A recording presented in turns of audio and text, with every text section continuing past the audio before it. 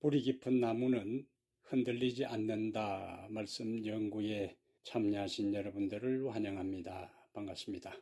일주일 만에 다시 또 말씀을 연구하면서 여러분들을 만나게 됨을 기쁘게 생각합니다. 오늘은 하늘에서 진행되는 조사심판의 마지막 결론의 말씀을 함께 나누려고 합니다. 20번 같이 보겠습니다. 심판의 기준은 무엇인가? 야고보 2장 12절에 너희는 자유의 율법대로 심판받을 자처럼 말도 하고 행하기도 하라. 심판을 하나님께서 베푸신다면, 집행하신다면 반드시 선과 악에 대한 옳고 그름, 또 의와 불의에 대한 기준을 하나님께서 가지고 하셔야 되니까 그 기준이 뭐냐? 하나님의 율법이라는 거예요. 대쟁투 481페이지에 하나님의 율법은 심판 때에 사람의 품성과 생애를 측정하는 표준이 된다, 이렇게 말씀합니다. 자, 21번에 조사심판이 마칠 때에 예수님은 어떤 선고를 하실 것인가? 조사심판이 마칠 때에 예수님의 최종 선고가 계시록 22장 11절에 불의를 행하는 자는 그대로 불의를 행하고 더러운 자는 그대로 더럽고 의로운 자는 그대로 의를 행하고 거룩한 자는 그대로 거룩하게 하라. 이 말씀이 굉장히 엄숙하잖아요. 더 이상 자신의 그 상황을 바꿀 기회가 없다는 거예요. 불의한 자는 불의하고 더러운 자는 더럽고 의로운 자는 의롭고 거룩한 자는 거룩되게 하고 모든 것이 완전히 고정돼 버리는 거잖아요. 이것이 조단심판이 마치고 난 다음에 예수님께서 최종 최후 마지막으로 선언하는 내용이 됩니다. 그래서 조사심판이 마쳤다 하는 것은 예수님의 중보사업이 마쳤다는 것이고, 그때는 타락하는 사람도 없고 그때는 회개하는 사람도 없고 모든 것이 결정되는 겁니다. 근데 문제는 하늘에서 이와 같은 이 땅에 이전에 살았던 예수님을 믿는다고 했던 사람들의 운명이나 이 땅에 살아 있으면서 예수님을 믿는다고 하는 사람들의 운명이 하늘 법정에서 최종적으로 결정되고 선언해도 이 땅에 있는 사람들은 그것을 모르고 있는 거예요. 이것이 굉장히 두렵고 떨리는 일입니다. 갑자기 닥친다는 거죠. 그리고 예수님이 재림하시게 되는데, 예수님이 재림하기 조금 전에 하늘에서 조사심판이 이제 마치게 될 텐데, 마태복음 24장을 우리가 연구할 때마다 마태복음 24장, 마가복음 13장, 누가복음 21장, 우리가 예수님의 종말론적 예루살렘 멸망과 지구 전체 멸망에 대한 말씀으로 우리가 연구를 하잖아요. 근데 제가 주목하는 것은 마태복음 24장 40절과 41절에 예수님이 재림하기 전에 상황을 이렇게 설명하고 있어요. 그때에 두 남자가 밭에 나가서 일을 하는데 한 사람은 데려감을 당하고 한 사람은 버려지고, 또 41절에는 그때에 두 여자가 집에서 맷돌을 갈고 있는데 한 여자는 데려가고 한 여자는 버려진다. 평범한 이야기지요. 뭘 의미할까요? 뭘 우리에게 시사할까요? 그것은 예수님이 재림하기 전에 이 땅의 상황이 그냥 평범한 어제처럼 오늘, 내일 일상의 삶이 진행되는데, 그 일상의 삶이 진행되는 그 현장에서 구원받을 사람과 멸망받을 사람이 완전히 갈라진다는 거예요. 근데 그 운명이 어디에서 결정되는가? 이미 하늘에서 조사심판을 통해서 그 모든 운명이 결정되는 것을 강조하고 있습니다. 개인적으로 우리에게 은혜의 시기의 끝은 언제일까요? 언제 우리 개인에게 은혜의 문이 닫히는 거지요? 노아 홍수가 일어나기 전에 방주문이 닫혔다. 은혜의 시기가 끝이잖아요. 개인의 삶에 있어서는 죽을 때에. 그 다음에 역사적으로는 지금 우리가 보는 성소봉사, 예수님께서 성소봉사를 마치고 다 이루었다 하고 나오는 순간에 모든 이 세상에 사는 사람들의 운명이 최종적으로 결정되고 맙니다. 자, 그러면 조사 심판을 통하여 회개하지 않은 자들의 운명은 어떻게 되는가? 자, 조사 심판을 할 때 누가 회개했느냐, 회개하지 않았느냐, 누가 그리스도의 의를 전적으로 받아들였느냐, 그리스도의 의를 전적으로 믿지 않았느냐, 이것이 판가름의 기준이 될 테니까 회개하지 않는 자들의 운명은 출애굽기 32장 33절에 여호와께서 모세에게 이르시되 누구든지 예외 없잖아요. 내게 범죄하면 죄는 하나님께 대한 것입니다. 내가 내 책에서 그를 지워버리리라. 여기는 하나님의 책, 여기는 생명책으로 볼 수 있습니다. 누구든지 회개하지 않고 용서받지 못한 채 기록책에 죄를 남겨두고 있으면, 죄의 책에 죄를 남겨두고 있으면 그들의 이름은 두 책에서 지워집니다. 생명책에서 지워지고 그들의 선행의 기록도 하나님의 기념책에서 지워질 것이다. 그럼 반면 진심으로 회개한 자들은 어떻게 되는가? 이사야 43장 25절에 나 곧 나는 나를 위하여 내 허물을 도말하는 자니 내 죄를 기억하지 아니하리라. 이사야 4장 2절과 3절에는 예루살렘에 있어 생존자 중 농명된 모든 사람은 거룩하다 칭함을 얻으리라 이렇게 말씀을 했습니다. 그래서 죄의 용서를 받은 사람은 하나님께서 그 죄를 기억하지 아니하시고 대신 그들을 거룩한 자로 인정해 주신다는 거예요. 그러므로 우리에게 필요한 것은 대쟁투 482페이지 있는 말씀처럼 진심으로 죄를 회개하고 믿음으로 그리스도의 피를 그들의 속죄 제물로 주장하는 것이 필요한 거예요. 진심으로 죄를 회개하고 믿음으로 그리스도의 피를 주장한 사람들에게는 우리의 죄의 책의 모든 긴 기록 밑에 예수님께서 사인을 하시는 거예요. 용서받았다. 그들의 모든 죄는 도말되고 그 다음에 예수님께서 그들의 죄를 도말하고 그들 자신이 영원한 생명을 받기에 합당한 사람들로 하나님께서 인쳐주는 겁니다. 자, 이렇게 조사심판에서 진정으로 죄를 회개하고 믿음으로 그리스도를 받아들이고 거룩한 자로 농명되고 영원한 생명을 받기에 합당한 사람들에게 22번 심판에서 무죄 선고를 받은 사람들은 어떻게 될 것인가? 요한복음 5장 29절에 선한 일을 행한 자는 생명의 부활로 악한 일을 행한 자는 심판의 부활로 나오리라. 아무나 예수를 믿는다고 해서 모두가 다 생명의 부활로 참여하고 죽은 사람들 가운데서 그리고 살아있는 예수를 믿는다고 하는 사람들이 다 홀연히 변화되는 것이 아니라 하늘 조사 심판에서 합당한 자라고 하나님께서 판결한 사람만이 죽은 사람들은 생명의 부활로 일어날 것이고 살아있는 의인들은 홀연히 변화되어 하늘에 살기에 적합한 사람들이 될 것이다 하는 것을 여기서 강조하고 있습니다. 자, 23번에 의인과 악인에 대한 선고를 하신 다음 우리가 계시록 22장에서 봤습니다. 자, 의인과 악인에 대한 선고를 하신 다음 예수님은 무엇을 하실 것인가? 다니엘 7장 13절과 14절에 보면은 예수님께서 하늘 구름을 타고 인자가 옛적부터 항상 계신 이에게 나아갑니다. 나아갈 때에 하나님께서 인자 같은 이 예수님에게 권세와 영광과 나라를 주는 거예요. 그리고 그 권세는 소멸되지 아니하는 영원한 권세고 그의 나라는 멸망하지 아니할 영원한 나라입니다. 바로 하나님의 나라예요.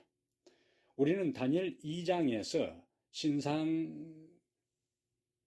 끝에 하늘에서 뜨인 돌이 나타나서 신상을 다 쳐서 부수고 신상을 친 돌은 쌓이고 쌓여서 태산을 이루는 장면을 보면서 다니엘은 이렇게 주석합니다. 다니엘 2장 44절에 하나님이 세우신 돌나라는 영원히 망하지 아니할 나라입니다. 하나님의 나라예요. 그래서 예수님께서 이 세상에 오시기 전에 그분이 하늘로 승천하시기 전에 제자들에게 약속했던 것을 준비하고 재림하시는 거예요.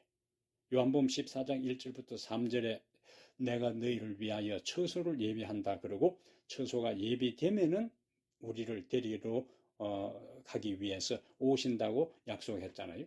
그것을 조사심판이 마치고 난 다음에 하나님 앞에 나가서 완전히 이제 하나님 나라에 살 사람이 준비될 때 하나님 나라를 하나님께로부터 받아서 이 세상에서 그 준비된 하나님 나라로 백성들을 데리고 가서 살게 하신다는 흐름을 볼 수가 있습니다. 자, 24번에 새 예루살렘을 하나님께로부터 받은 예수님은 무엇을 하실 것인가?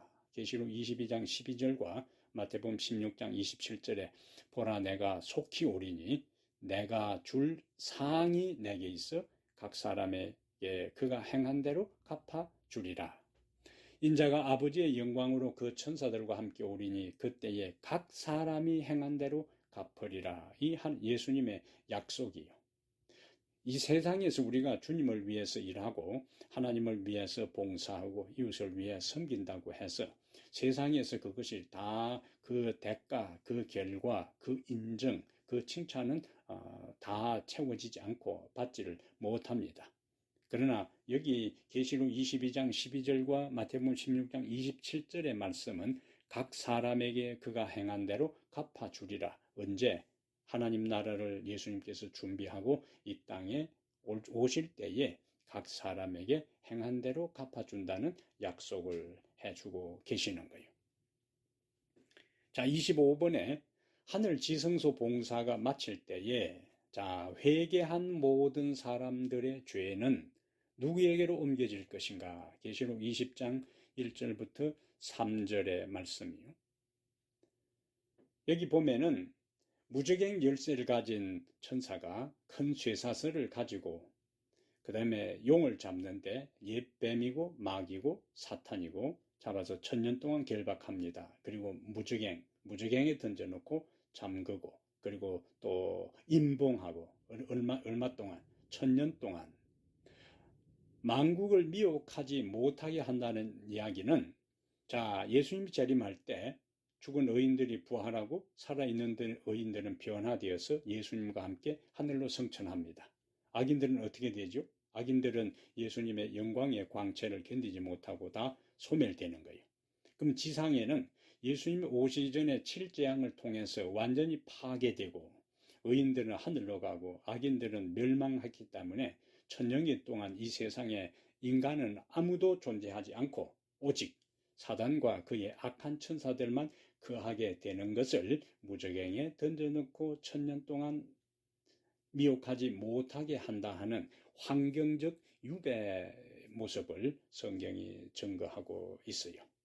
자, 밑에 대쟁투 480페이지에 이와 같은 계시록 20장 1절부터 3절의 상황은 무엇을 의미하는가? 지상성소에서 자 대속죄일에 대제사장은 지성소 봉사를 마치고 나오지요. 그러면은 아세스를 위한 염소 죽이지 않은 겁니다. 그 머리 위에 안수를 하면은 제사장이 그것을 끌고 광야 무인지경에 버리면서 모든 백성들의 죄가 1년 동안에 회개한 죄가 누구에게로 옮겨가는가? 아세스를 위한 염소에게로 옮겨가고 그리고 진영에서 멀리 떨어져서 결국에 광야에서 돌아오지 못하고 죽으니까 백성들에게서 죄가 완전히 없어진 거예요. 자, 이와 같은 모습이 마지막 종말 때에 천년기 동안 예수님께서 하늘 지성소에서 회개한 백성들의 죄를 이제 사단에게 다 넘기고 그러면은 사단은 죄의 창시자와 선동자가 최종적인 죄의 책임을 지고 1000년 동안 무인지긴과 같은 파괴된 이 황폐한 지구에 있다가 최종적으로 하늘에서 내려온 불에 의해서 완전히 멸망당함으로 우주에서 완전히 죄가 제거되는 그런 모습을 우리가 확인할 수 있어요. 자, 26번에 하나님의 심판대 앞에 서기 위해 어떻게 해야 되는가? 중요한 문제잖아요. 자, 심판대 앞에 서서 통과되면은 영생이고, 통과되지 못하면은 영멸, 영원한 사망이니까 굉장히 엄숙한 일이. 그 준비는 하나님께서 온 지구에 사는 사람들을 다 구원하고 하늘에 데리고 간다 할지라도 하나님께서는 반드시 한 사람 한 사람이 하늘에 살기에 적합한 사람인지, 진실로 회개했는지, 예수 그리스도의 의를 전적으로 믿었는지에 대한 것들을 다 점검하는 거예요. 그 준비는 개인적으로 하는 겁니다. 준비는 개인적으로 하는데, 자, 그럼 어떻게 개인적으로 조사심판, 하늘의 심판대 앞에 서기 위해서 준비할 것인가? 여기 잠언 28장 13절에 보면은 자기의 죄를 숨기는 자는 형통하지 못하나 죄를 자복하고 버리는 자는 불쌍히 여김을 받으리라. 우리들 개개인에게 다 약점이 있어요. 사탄은 그것을 정확하게 압니다. 그래서 대쟁투 489페이지에 사단은 사람의 품성의 결함을 발판으로 온 마음을 사로잡고자 활동한다. 사단은 사람이 만일 그 결함들을 고집하고 버리지 아니하면 자신이 성공할 것을 안다. 일반적으로 우리가 각 개인이 가지고 있는 치명적인 약점을 뭐라고 부르죠? 아킬레스건이라고 하잖아요. 아킬레스건. 개인에게 있는 치명적인 약점. 사단은 그것을 제일 잘 알고 그것을 발판으로 해서 그 영혼을 결국 파멸시키려고 시도하는 겁니다. 그것을 우리가 극복하지 못하면 우리는 하나님 앞에 설 수가 없어요. 그러나 대쟁투 489페이지에 아무도 자신의 결점을 고칠 수 없다고 생각해서는 안 된다. 복음입니다. 자, 하나님께서는 그것들을 이길 믿음과 은혜를 주신다. 믿음과 은혜의 관계는, 은혜는 하나님께서 우리에게 베푸시는 거예요. 믿음은 하나님께서 우리에게 베풀어 주시는 다함없는 사랑을 받아들이는 거예요. 하나님께서 주시는 은혜를 믿음으로 받아들일 때 그 사이에 구원이 이루어지는 겁니다. 오늘 우리는 대속죄일에 살고 있다. 표상적 의식에서 대제사장 이스라엘 백성을 위하여 속죄의 봉사를 하는 동안 사람들이 다 뭐 해야 되는가? 지상성소 봉사에서 대속죄일에 대제사장이 지성소 안에 들어가 있는 동안 모든 이스라엘 백성들은 성막 주변에 다 모여가지고 회개하고 금식하면서 자신의 심령을 살펴봤어요. 회개했습니다. 성찰했어요. 회개하지 아니한 사람들은 백성 중에서 다 끊어졌어요. 마찬가지로 지금 하늘에서 이루어지는 조사 심판의 기간 동안 해야 할 가장 중요한 것은 철저한 회개와 자신을 성찰하고 살피는 이 일들이 조사 심판에 서기 위한, 통과하기 위한 1차적인 요소가 되는 겁니다. 두 번째, 마가복음 13장 33절에는 주의하라, 깨어있으라, 그때가 언제인지 알지 못함이라.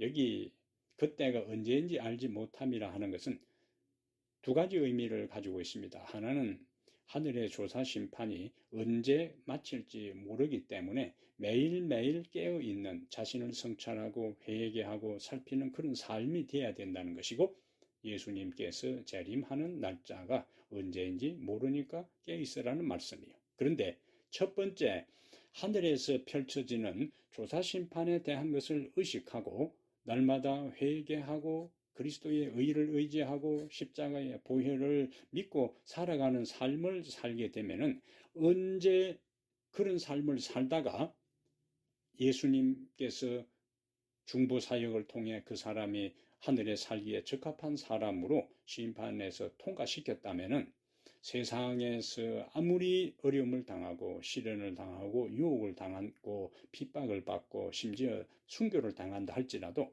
이미 하늘에서 구원받기로 결정된 사람은 더 이상 배도하는 일이 없기 때문에 염려할 것이 없다는 거예요. 하늘 조사심판에서 하나님께서 통과시킨 사람은 틀림없이 이 세상에 조사심판이 끝나고 예수님 재림할 때까지 그 중간 기간에, 그 시간에 절대로 타락하거나 배도하거나 변절자가 되지 아니하고 끝까지 충성할 수 있도록 하나님께서 은혜를 주시는 거예요. 그러므로 우리가 염두에 두어야 할 것은, 우리가 우선순위로 생각해야 될 것은, 예수님 오시기 전에 이 지상에서 일어날 모든 환난과 박해와 또 칠재앙이나 이것을 염려할 것이 아니고, 하늘 조사 심판에서 내가 하나님의 인정을 받고 은혜로 확정되는 그것에 관심을 갖고 준비하는 것이 더 중요하다는 겁니다. 왜? 그게만 통과되면 반드시 나머지는 다 이기게 돼 있어요. 조사심판에 통과되지 않은 사람은 지상의 환난과 고통을 통과할 수가 없지요. 이미 거기서 멸망과 구원이 결정되어 있기 때문에 나머지는 다 부수적인 겁니다. 대쟁투 491페이지에 의인과 악인은 그들의 생활 상태 그대로 이미 조사심판이 하늘에서 끝난 상황이라도 여전히 세상에 살면서 하늘 성소에서 처리할 수 없는 마지막 결정이 내린 것도 모르고 우리는 모른다는 거예요. 밥 깔고 집 짓고 먹고 마시고 할 것이다. 일상의 일이 평범하게 들어간다는 겁니다. 일상의 일들이. 예를 들면 노아 홍수가 일어나기 전에 하나님께서 노아의 가족들을 방주 안에 들어가게 하고 문을 닫았어요. 그 다음에 일주일 동안 비가 내리지 않았습니다. 일주일 동안 비가 내리지 않을 동안에 이미 방주문이 닫힌 상태의 방주 밖에 있는 사람들과 방주 안에 있는 사람들의 운명은 그때 이미 방주문이 닫힐 때 결정된 거예요. 홍수가 내릴 때 결정된 것이 아니고 방주문이 닫힐 때 구원받을 사람과 멸망받을 사람이 결정된 거예요. 그것처럼 조사심판 은혜의 문이 예수님의 중보사역을 통해서 예수님이 계실 동안에 진심으로 회개한 사람은 구원받는 사람의 무리에 속할 것이고 그렇지 않는 사람은 멸망받는 무리에 속하니까 하늘 지성소 문이 닫히느냐 닫히지 않느냐가 중요한 것이지 닫히고 난 이후에는 이미 노아 방주 안에 들어간 사람은 아무리 홍수가 나도 방주 안에 들어간 사람은 100% 구원을 받았고 방주 밖에 있는 사람들은 100% 멸망을 받았어요. 그러므로 하늘 지성소 문이 다 열려 있는 동안에 그 안에서 진정한 중보 사역을 통해서 우리를 구원하시고 하는 예수님의 그 사역을 진짜 믿고 회개하느냐 여부가 더 중요하다는 것을 우리가 깨달을 필요가 있습니다. 자, 27번에 하나님의 심판대 앞에서도 구원의 확신을 가질 수 있는 비결은 무엇인가? 보통 우리가 조사심판을 이야기하면은 구원의 확신이 없어진다고 하고 두렵고 떨린다고 해요. 두렵고 떨리는 것은 당연하지요. 왜냐하면 성경도 두렵고 떨림으로 구원을 이루라고 말씀했기 때문에 두렵고 떨리느냐 안 떨리느냐 확신을 조사심판은 구원의 확신을 앗아가는 여부를 강조할 것이 아니고 성경에 이미 나와 있는 그것을 우리가 원래 하나님이 강조하고 하나님이 그런 기별을 우리에게 주신 의도와 목적이 무엇인지를 기억하고 그 말씀에 맞춰야 되지 인간 편에서 심판을 자꾸 이야기하면 불안해지고 구원의 확신이 없어지니까 있는 그것 자체를 부인하고 거부해서 구원의 확신을 얻으려고 하는 것은 주객이 전도된 앞뒤가 안 맞는 불균형적인 시각으로 볼 수가 있습니다. 심판을 이야기한다면 하나님은 반드시 심판을 통과하고 심판에서 의롭다함을 얻을 수 있도록 준비를 해놓고 하나님께서 심판을 하시지 심판을 베푸시는 그분이 구원받기를 원하고 하나님을 사랑하고 살아가는 사람들이 불안에 떨다가 결국 멸망하도록 하시는 하나님은 아니시라는 거예요.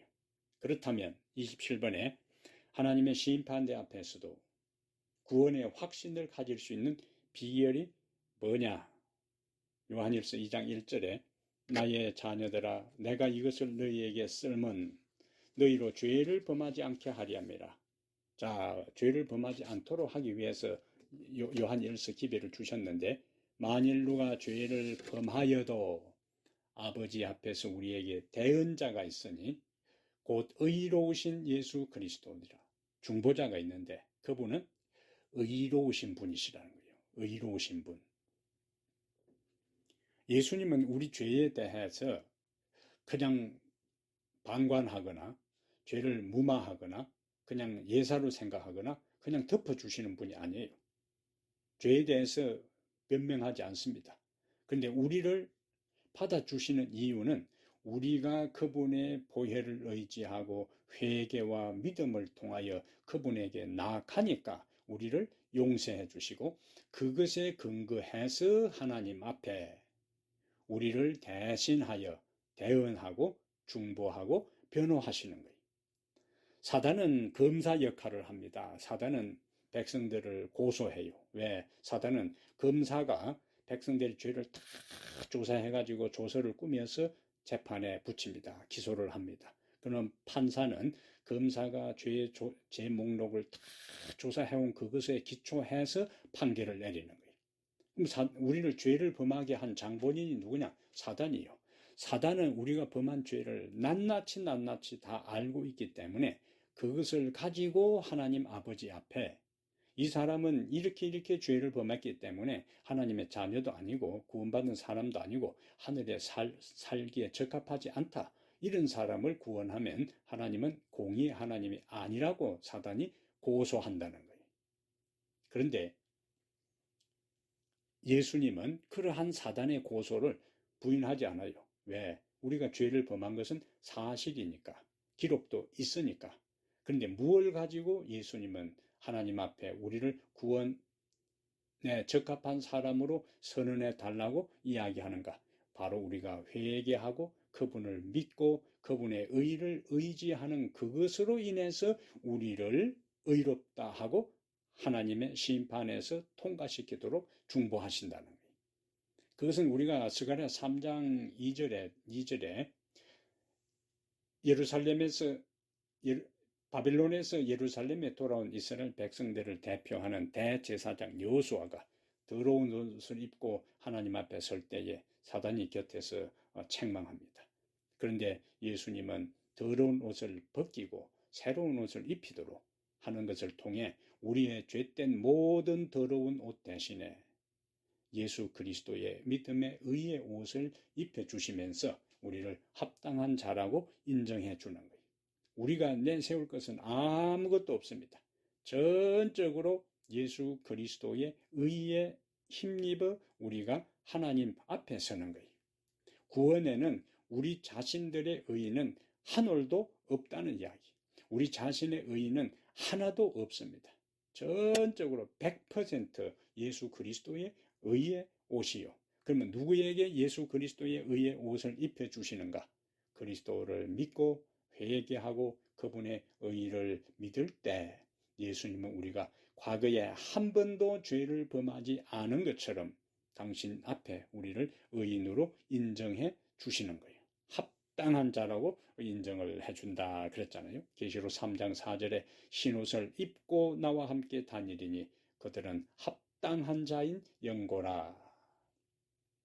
그냥 봐주는 게 아니에요. 두루뭉실 넘어가는 것은 아닙니다. 죄에 대한 것은 반드시 짚고 따지되 우리의 행함에 의한 것이 아니라 회개와 믿음과 그리스도의 의를 의지하는 그것으로 우리를 합당한 사람으로 인정해 줍니다. 28번의 히브리 재판 제도를 통해 본 구원의 확신은 무엇인가? 일반적으로 우리가 이해하고 생각하는 지금 사법 시스템, 사법 체계, 제도하고 히브리 재판 제도는 아주 판이하게 달라요. 그러면 성경은 히브리 문화, 히브리 모든 제도에 근거해서 우리에게 구원에 대한 것들을 보여주고 있기 때문에 고대의 히브리인들이 어떤 시스템, 이 사법 절차, 시스템, 구조 속에서 죄인이 용서받고 의인 될 수 있었는가 하는 것을 살펴보면은 하나님께서 어떻게 우리를 의롭게 하고 구원의 확신을 줄 수 있는가 하는 것을 깨달을 수가 있습니다. 구약시대에는 재판관의 의무가 뭐냐? 피고인을 보호해야 할 의무가 있었다 그래요. 그러니까 구약시대에는 변호사라는 개념이 아예 히브리 문화에는 없는 거예요. 변호사가 아예 없습니다. 판사의 입장은 철저하게 죄인 편에 서는 거예요. 피고인 편에 서서 모든 가능한 편리를 봐줘야 하는 겁니다. 정인들이 이제 고소 고발한 사람들이 피고인이 이러이러한 잘못을 범했기 때문에 벌금을 하든지 태형을 하든지 사형을 하든지 이제 고소하고 있을 동안 판사가 하는 역할은 어떻게 해서든지 이 피고인, 죄인에게 무죄를 선언하고 봐주려고 해야 되는 입장이 판사의 입장이에요. 우리가 이해하는 판사 개념하고 히브리 문화, 히브리 법 체계 속에서의 판사의 역할은 완전히 다른 겁니다. 그러니까 어떻게 하든지 판사는 무죄를 선언하고 풀어주려고 하는 입장에 서야 되는 것이 히브리 문화였고, 그런데 너무 고소 고발인이나 정인들이 이제 판사에게 제시하는 모든 논거와 증거가 명확할 경우에만 유죄를 선언하는 거예요. 자, 하나님은 우리의 재판관이에요. 히브리 문화에서, 히브리 법 시스템에서 자, 하나님께서 인간을 어떻게 의롭게 하고 우리는 어떻게 구원의 확신을 얻을 수 있는가에 대한 것들을 여기서 보면은 하나님은 재판관으로서, 자, 히브리 문화에서는 재판관은 누구 입장에 선다고요? 중간 입장도 아니요. 피고인 편에 서는 거예요. 죄인 편에 섭니다. 그럼 누가 고소자인가? 검사 역할을 하는가? 참소자, 사단이요. 왜? 사단의 유혹에 의해서 우리가 다 죄를 범했으니까 사단은 우리 죄 범한 것을 하나도 잊지 아니하고 다 기억해서 기록하고 하늘 법정에 표상적으로 고소하는 거예요.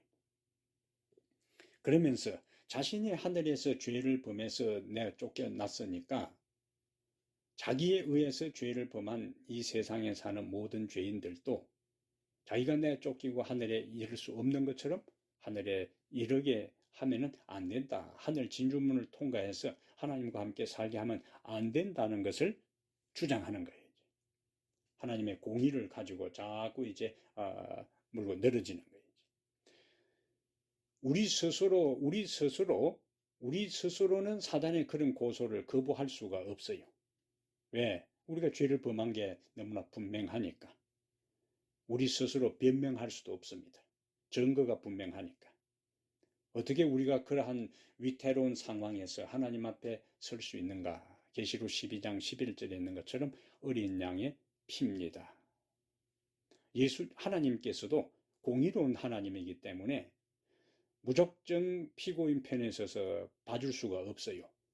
피고인에게 무죄를 선언하고 하늘에 살기에 합당하다고 심판에서 통과시키려면 근거가 있어야 되는 거예요. 그래야 하나님은 공의로운 하나님으로서 우주 앞에 당신의 품성이 옹호되고 증명되는 겁니다. 그 근거가 뭐냐? 어린 양의 피, 갈바리에서 흘리신 그리스도의 보혈로 우리가 무죄하다고 선언할 수 있는 근거를 발견한다. 공의의 하나님이에요. 그리스도 안에서 우리는 하나님께 받아들여진다. 예수님은 의로운 분이에요. 한 번도 죄를 범하지 않았어요. 그런데 우리가 그 의를, 그 보혈의 피를 받아들일 때 하나님께서는 우리를 바로 바라보시면은 우리가 대죄인이고 허물지고 하늘에 살기에 아무런 자격이 없는 그러한 인생들이지만 예수님이 인간 대신에 오셨고 예수님이 사람으로서 하나님의 율법을 완전히 순종하셨기 때문에 그 예수를 믿으면 우리가 율법을 완전히 순종한 것으로 하나님께서 인정하시고 그 근거로 우리를 우주 앞에 무죄하다고 의인이라고 선언할 수 있는 겁니다. 히브리 재판관들은 자, 판사 입장에서 피고인 입장에서 다 판사는 피고인 입장에서 피고를 죄인을 다 용서해주고 무죄를 선언해야 되는데 또 어떤 경우가 있느냐? 피고를 변호하기 위한 증인, 보조 중보자를 임명하는데 아내가 피고인이면 남편이 변호하게 하고 또 반대로 친구 그렇게 하는 거예요. 그런데 성경에서 그리스도는 우리의 신랑이라고 했습니다. 우리는 그의 신부이요. 그리고 예수님은 우리를 그의 보혈로 샀어요. 우리를 구원하기 위해서 하늘에서 이 세상에 인간으로 오셔서 갖은 모욕과 고초와 고난을 당하셨어요. 그 모든 목적이 뭐냐? 우리를 구원하기 위해서 자신의 삶 전부를, 생명 전부를 우리를 위해서 내려놓은 분이에요. 그분이 우리를 위해서, 우리를 구원하기 위해서 하나님 앞에 변호한다. 얼마나 확실합니까? 하나님은 하늘에서 사단을 대항하여 우리 편에 섰고, 그리스도는 하나님을 보호자하기 위해 우리를 위해 변호하시는 거예요. 그러면은 재판관도 변호사이면서 우리를 위해서 희생하신 그분에 근거해서 무죄를 선언할 수 있는 근거가 되고, 변호사인 중보자인 예수님도 자신의 희생을 통해서 자신의 희생을 받아들인 우리들이 정당하다는 것을 자신의 보혈에 기초해서 하나님 앞에 무죄를 요구하게 되니까, 회개에 기초해서 우리는 하나님 앞에 완전하게 설 수 있는 합법적인 근거를 발견할 수가 있게 되는 거예요. 종종 저는 이 예화를 사용하기를 좋아합니다. 옛날에 이제 우리가 기차 여행을 하잖아요. 기차 여행을 하면은 어느 정도 몇 정거장을 지나고 나면은 차장이 이제 그 티켓을 확인하잖아요. 한 번씩 콕콕 찍어주잖아요. 그 구멍을 내서 찍어주고, 그러면은 그 차장이, 열차 차장이 각 개인에게 와서 그 티켓을 보여달라 할 때, 그 티켓이 있느냐 없느냐를 확인하지, 그 사람이 어떤 사람이 아닌 건 확인하지 않아요. 티켓이 있는 사람은 그 열차를 타고 목적지까지 갈 수가 있는 겁니다. 마지막 최종적으로 우리가 영적으로 하늘 열차를 타고 하늘에 이르는 것은 내가 뭐 이런 사람이다 저런 사람이다에 의해서 갈 자격이 있는 게 아니고, 내가 천국행 티켓을 가지고 있느냐 여부인데, 그것은 내가 누구 안에 있느냐, 누구와 함께 있느냐. 예수님과 함께 있으면은 예수님이 우리를 하늘에 이르도록 하는 모든 100% 티켓 보장이 되는 겁니다. 그러므로 우리는 미래의 조사심판에 통과될 것인가 말 것인가에 대한 두려운 것이 아니고, 매일매일 이제 29번에 우리가 날마다 해야 할 일은 무엇인가. 조사심판은 내가 걱정한다고 통과 안 되고, 걱정하지 않는다고 통과되고, 내 두려움과 염려, 걱정에 의해서 통과 여부가 좌우되는 게 아닙니다. 그 감정적인, 정서적인 것과는 상관없이 결정되는 거예요. 그러면 우리가 어떻게 해야 되는가? 29절에 우리가 날마다 해야 할 일은 히브리 4장 16절에 그러므로 우리는 긍휼하심을 받고 불쌍히 여기는 거예요. 예수님께서 우리를 불쌍히 여기고 하나님께서 우리를 불쌍히 여기고 긍휼하심을 받고 때를 따라 돕는 은혜를 얻기 위하여 은혜의 보호자 앞에 담대히 나아갈 것이니라. 재림전 조사심판의 준비는 전적으로 그리스도의 공로와 능력을 힘입어 그의 공로로 제사함을 받고 그의 능력으로 죄의 세력을 이겨내어 우리 속에 죄로 말미암아 망가지고 상실한 하나님의 품성을 회복하는 겁니다. 하나님의 품성을 회복하는 그것도 우리에게 품성의 허물과 결점이 조금도 없고 완전해야 하나님 앞에 선다고 하는 것도 내 스스로 우리의 노력과 행함으로 하나님의 품성을 완전하게 회복할 수 있는가? 불가능한 일이. 하나님, 예수님 안에 있을 때 그리스도의 보혈을 받아들이고 그것을 믿을 때 하나님은 완전하다고 인정해 주는 겁니다. 집 나간 탕자가 아버지의 모든 재산을 다 탕진해버리고 알거지가 되어서 아버지 앞에 왔을 때에 아버지는 그가 집에 돌아와서 그동안 잃어버린 돈을 또 탕진한 재산을 다 회복했을 때 아들로 받아준 게 아니잖아요. 그냥 있는 그대로 아버지 앞에 돌아왔어요. 아버지 앞에 돌아왔을 때에 돌아온 그것으로 인해서 아버지는 더러운 옷을 벗기고 새 옷을 입히고 새 신을 신기고 가라지를 끼웠어. 옛날의 신분을 회복시키고 그 다음에 잔치를 벌린 겁니다. 우리 육신의 연약함을 고백하고 죄됨을 인정하고 그리스도만이 나의 희망이고 구원자고 의라는 사실을 받아들일 때, 믿음으로 받아들일 때 하나님은 우리를 완전하다고 인정해 주시는 거예요. 내가 완전해서 완전한 것이 아니라 완전하신 예수님을 믿음으로 받아들일 때 그분을 통하여 우리를 평가하시고 그분을 통하여 우리를 심판하시는 거예요. 그러므로 중요한 것은 우리가 예수님 안에 있느냐 그거예요.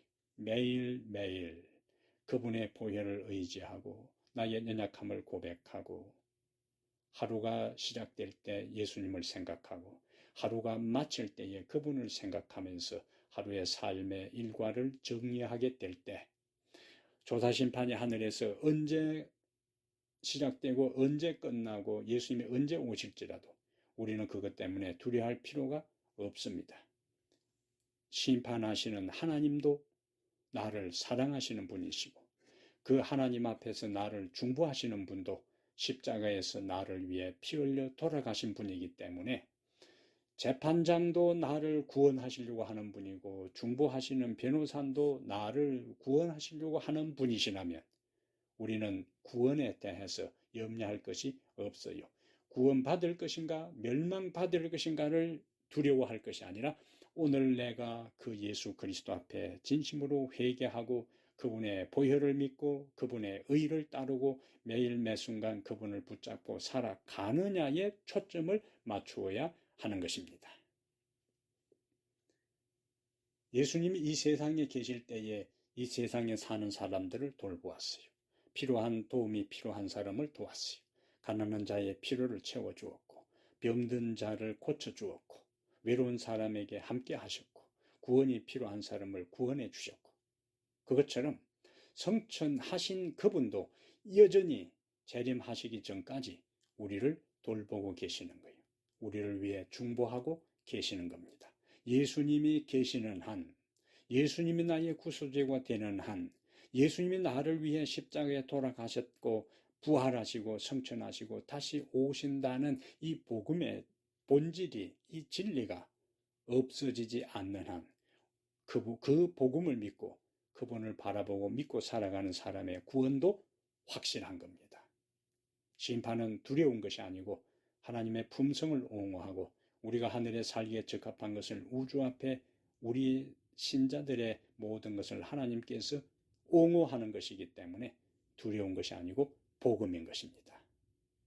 우리들 한 사람 한 사람이 이와 같은 진리를 먼저 깨닫고 목사로서 우리의 백성들에게 심판이 두려운 것이 아니라 하나님도 그리스도도 우리를 구원하시기에 능하신 분이고 우리 편에 서서 우리를 도우실 분이기 때문에 하나님과 그리스도가 우리 편에 있는 것고 우리 안에 계신 것처럼 우리도 하나님 편에 서고 우리도 하나님 안에 거하는 삶을 살 때 구원은 확실하고 심판은 통과되고 예수님께서 이 세상에 오실 때에 우리의 이름을 부르면서 부활시키고 변화시켜서 하늘에 이르게 하는 은총의 축복을 주실 것입니다.